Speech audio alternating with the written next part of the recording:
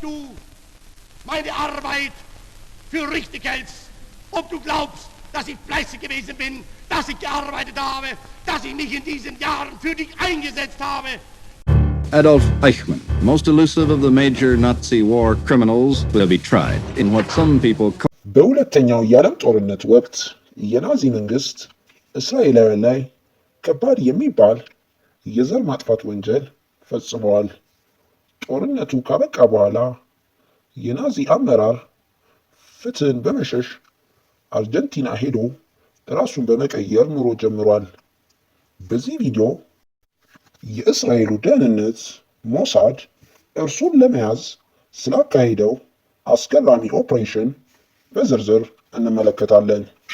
በአርጀንቲና ቦነስ አይሬስ ጨልሟል። ሁለት መኪኖች በ30 ሜትር ርቀት ላይ መኪናቸውን አቁመዋል። በውስጡ የሚገኙት 7 የሞሳድ ኤጀንቶች አይናቸውን በባስ ፌርማታው ላይ ተክለዋል። በዚህ ሰዓት ከስራ የሚመጣን አንድ ግለሰብ በተጠንቀቅ ይጠባበቃሉ። ሁለቱ ሰዎች ከመኪናቸው በመውረድ መኪናቸውን የሚያስተካክሉ በመምሰል ኮፈኑን ከፍተው ይነካኩት ጀመር። በመቀጠል ባሱ ይቆምና አንድ ግለሰብ ይወርዳል።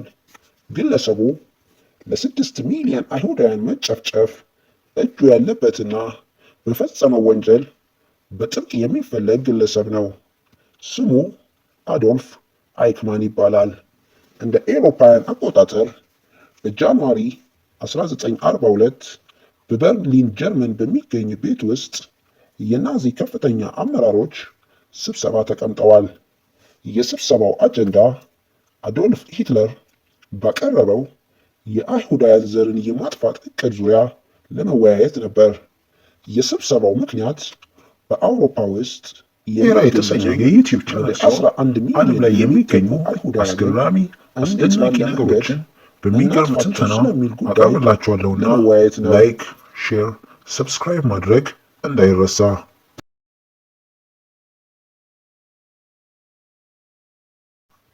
አዶልፍ አይክማን ከሌሎች የናዚ አመራሮች ይልቅ ለዚህ ሥራ የተመደበው ግለሰብ ሲሆን ስብሰባውን የሚመራውና በስብሰባው ላይ የተወሰነውን ውሳኔ ወደ ተግባር የመቀየር ኃላፊነት የተሰጠው ግለሰብ ነው።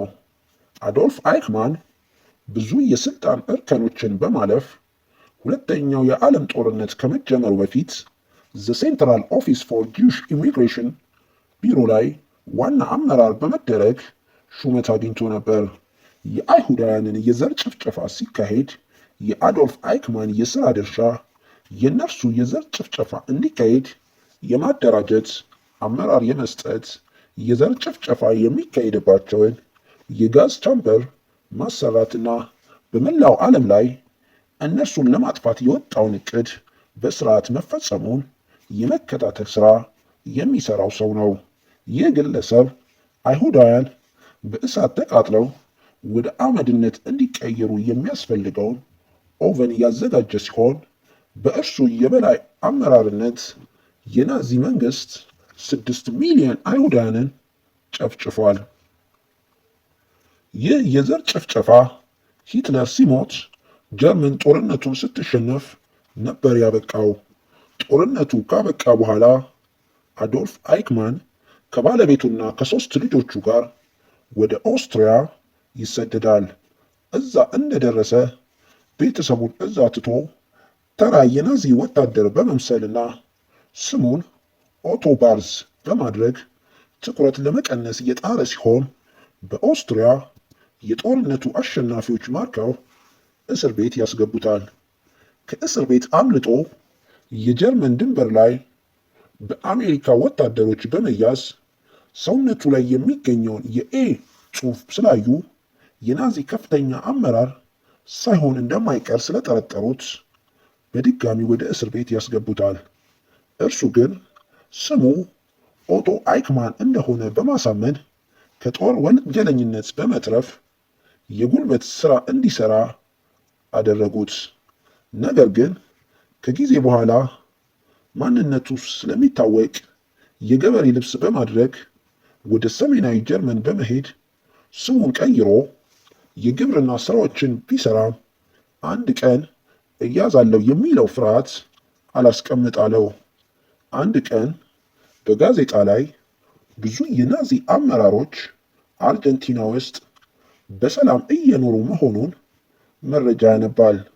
በፊት የናዚ አመራር እያለ በሚያውቀው የቀድሞ የሥራ ባልደረባ እርዳታ ብዙ ሀገራትን በማቆራረጥ አርጀንቲና ይገባል። ፊትስ ባወር አይሁዳዊ የዲሞክራሲ አቀንቃኝ ሲሆን ጦርነቱ ካበቃ በኋላ ባለው የጠበቃነት ሥራ የናዚ አመራሮችን ለፍትህ የማቅረብ ሥራ መስራት ይጀምራል። ነገር ግን የቀድሞ የናዚ አመራሮች ይህን ሥራውን ለማደናቀፍ ይጥሩ ጀመር። ፊትስ ባወር ይህ ሥራው ናዚ ሃንተር የሚል ቅጽል ስም አሰጥቶት ነበር። አዶልፍ አይክማን ከቤተሰቡ ጋር በቦነስ አይረስ አርጀንቲና ኑሮውን ከጀመረ በኋላ የአዶልፍ አይክማን ወንድ ልጅ አንዲት አይሁዳዊ ልጅ ተዋውቆ በወሬ መሃል አባቱ አይሁዳውያን ላይ ስለፈጸመው የዘር ጭፍጨፋ በጉራ መልክ ይተርክላት ጀመር። ልጅቷም ለአባቷ ወሬውን ስትነግረው የልጅቷ አባት አዶልፍ አይክማን ማንነቱን ቀይሮ በአርጀንቲና ቦነስ አይረስ እንዳለ ከነ አድራሻው ጭምር ለፊትስ ባወር በደብዳቤ ይልክለታል። ፊትስ ባወር ለእስራኤሉ የደህንነት ተቋም ሞሳድ መረጃውን ሰጥቷቸው እነርሱ እንዲይዙት ስለተስማሙ የሞሳድ ኤጀንቶች ወደ አርጀንቲና ተላኩ። ነገር ግን እስራኤል እንደ ሀገር በቅርቡ እየተቋቋመች በመሆኑ አንድን ግለሰብ ያለ አርጀንቲና ፈቃድ ጠልፋ መውሰዷ ችግር ውስጥ እንዳያስገባት ብትሰጋም በእስራኤል ሀገር መሪ ፈቃድ ጠልፋ ለመውሰድ ወሰነች። የሞሳድ ኤጀንቶች ወደ ቦነስ አይረስ በመሄድ የድሮን የአዶልፍ አይክማን ፎቶ ከአሁኑ ፎቶ ጋር በማነጻጸር የልጆቹንና የባለቤቱን ዕድሜ ከግምት ውስጥ በማስገባት እርሱ በእርግጥ አዶልፍ አይክማን እንደሆነ ያረጋግጣሉ። የባስፌር መሪ አዶልፍ አይክማንን ለመጥለፍ ከተዘጋጁት 7 የሞሳድ ኤጀንቶች ከግማሽ በላዮቹ በናዚ የዘር ጭፍጨፋ የቤተሰብ አባላቶቻቸውን አጥተዋል። አዶልፍ አይክማን ስሙን በመቀየር የመርሴዲስ የመኪና ፋብሪካ ውስጥ የሚሰራ ሲሆን ስራ የሚሄደውም ሆነ የሚመጣው ባስ በመጠቀም ነበር። ሁለቱ ኤጀንቶች አዶልፍ አይክማንን የሚጠብቁበት መኪና የተበላሸ በማስመሰል ኮፈኑን ከፍተው ይነካኩት ጀመር። አዶልፍ አይክማን ወደ እነርሱ ሲቀርብ መሬት ላይ ጥለው በጨርቅ ከሸፈኑት በኋላ መኪና ውስጥ ከተቱት። የተለያየ ጥያቄ ቢጠይቁትም እርሱ መሆኑን ስላላመነ ሆነ ብለው የተሳሳተ ቁጥር ሲጠይቁት በመቸኮል ቁጥሩን አረማቸው። ይህን ጊዜ እርሱ በእርግጥ አዶልፍ አይክማን እንደሆነ አረጋገጡ። በዚህ ጊዜ እርሱን ወደ እስራኤል ሳይታወቅ ለመላክ በቅድሚያ የእስራኤል ልዑክ ለአርጀንቲና ዓመታዊ በዓል ወደ አርጀንቲና እንደመጣ በማስመሰል እስራኤል ልዑኳን በእስራኤል አውሮፕላን እንዲመጣ አደረገች። ከዛም በመቀጠል የእስራኤል ልዑክ ወደ ሀገሩ እስራኤል በራሱ አውሮፕላን ሲመለስ አዶልፍ አይክማንን ማደንዘዣ ወቅተው የልዑኩ አካል አስመስለው ወደ እስራኤል ወሰዱት። ከ15 ዓመታት የሽሽት ጊዜ በኋላ በስተመጨረሻ አዶልፍ አይክማን ለፍርድ ቀረበ። አዶልፍ አይክማን ከተጠለፈ ከ1 ዓመት በኋላ በኢየሩሳሌም ለፍርድ የቀረበ ሲሆን በፍርድ ሂደቱ ወቅት አዶልፍ አይክማን የተባለውን እያደረገ ብቻ እንደሆነ ቢናገርም መረጃዎች ግን እርሱ ዋና መሪ እንደሆኑ የሚያሳይ በመሆናቸው እና ከዘር ጭፍጨፋው የተረፉት ሰዎች ምስክርነት ጥፋተኛ እንደሆነ አረጋግጠዋል። እርሱ ግን ጥፋተኛ አይደለሁም በማለት ተከራክሯል።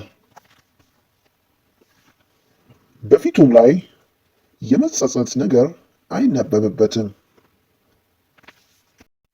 እንደ ኤሮፓውያን አቆጣጠር በዲሴምበር 15 1961 ዓመተ ምህረት ጥፋተኛ የተባለ ሲሆን በጁን 1 1962 ዓመተ ምህረት በስቅላት ፍርድ እንዲሞት ተደርጓል። ፊትስ ባውር ተጨማሪ የናዚ አመራሮችን ለፍርድ የማቅረብ ስራውን እስኪሞት ድረስ ሲሰራ ቆይቷል።